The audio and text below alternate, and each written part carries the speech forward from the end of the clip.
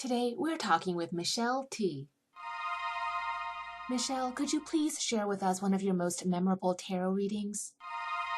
I had a really interesting tarot reading, and it was when I first started reading, professionally. I was reading in a little shop on Haight Street when I first moved to San Francisco, and I was taking stock of my scant, skills that I could, trying to make some money. I was like, I can read tarot cards. Can I do this? So I was reading in this shop, and a woman came in, and she was really agitated. She definitely needed a reading, something was up for her in her life, but she also had bad vibes, which it's like, whatever, you going through a hard time, you can have bad vibes. It's not a big deal.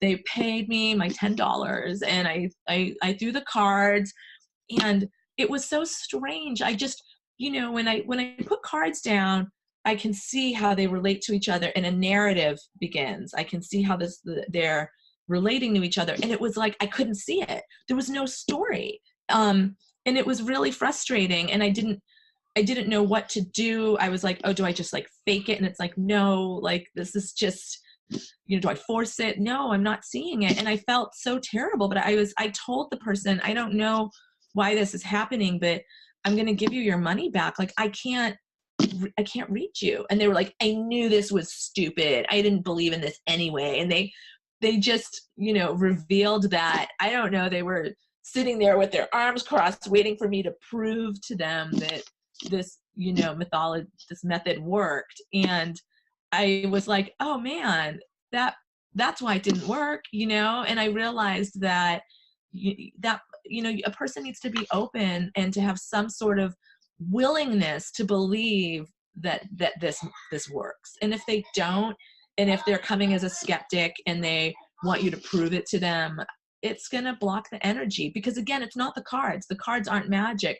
The magic would have been between me and this person, and that person wasn't open to that. So that's what really helped me understand more what is really going on during a tarot reading, and it's an exchange of energy. And, the person could be a little skeptical. I mean, I've read for so many people where it's their first tarot reading and they have first tarot reading energy where they're like, what is this? Am I going to get the devil card? And it's okay if they're curious. I can plug into that. And, but if they're not, and I right around that same time period, I was brought to like a Halloween party at a tech company to do readings. And it was a very similar situation. They thought that I was a novelty and not real. And so it was very hard for me to prove them wrong, because they weren't showing up for a real reading, So I have found that whoever I'm working with, it's so important that they are willing to have their tarot cards read, and then we can do it.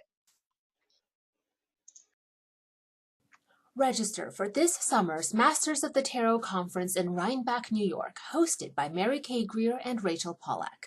For more information, check out mastersofthetarot.com. Links in the video description box.